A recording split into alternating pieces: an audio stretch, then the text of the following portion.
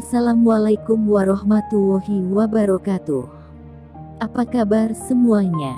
Semoga dalam lindungan Allah Subhanahu wa Ta'ala.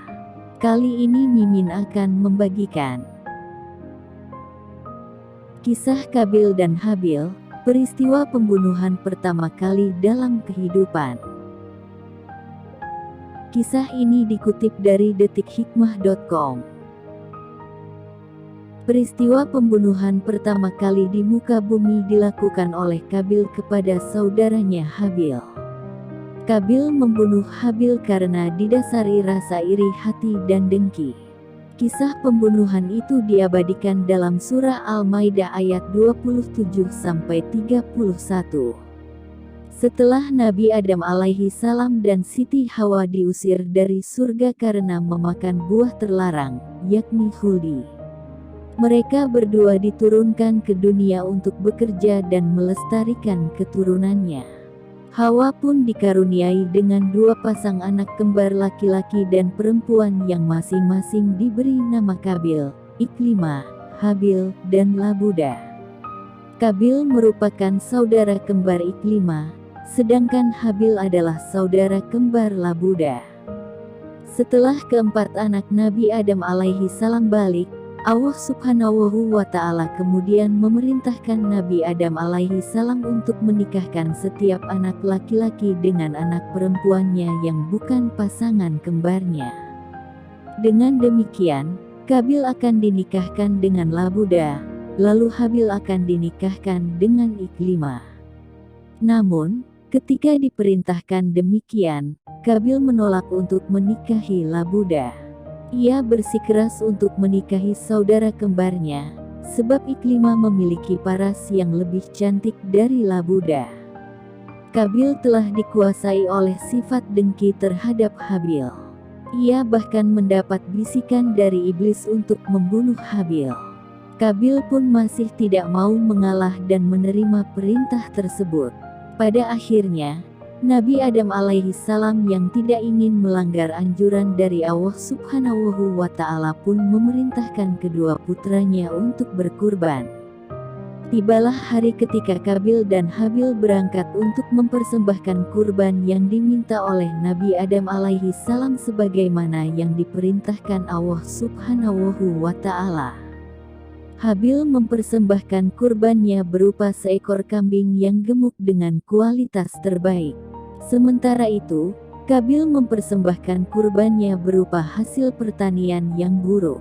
Seketika api pun muncul dan menyambar kurban Habil, sehingga menandakan kurban Habil yang diterimanya oleh Allah Subhanahu wa Ta'ala. Sementara itu, api membiarkan begitu saja kurban milik Qabil sehingga kurbannya pun ditolak. Qabil yang diterima dengan ketetapan Allah Subhanahu wa Ta'ala pun kesal sambil berkata kepada Habil, "Sungguh aku benar-benar akan membunuhmu hingga engkau tidak jadi menikahi saudara perempuan kembaranku." Habil menjawab, "Sesungguhnya, Allah hanya menerima kurban dari orang-orang yang bertakwa." Menanggapi ancaman pembunuhan tersebut, Habil dengan penuh keimanan tidak akan membalas perbuatan Qabil. Peristiwa ini termaktub dalam Al-Quran Surah Al-Maidah ayat 28 yang artinya, "Sungguh kalau kamu menggerakkan tanganmu kepadaku untuk membunuhku, aku sekali-kali tidak akan menggerakkan tanganku kepadamu untuk membunuhmu. Sesungguhnya aku takut kepada Allah, Tuhan seru sekalian alam." Hingga tibalah suatu malam, ketika Habil melangkah dengan pelan-pelan keluar. Melihat itu, Nabi Adam alaihi salam mengutus Qabil untuk melihat apa yang membuat saudaranya itu melangkah dengan pelan-pelan.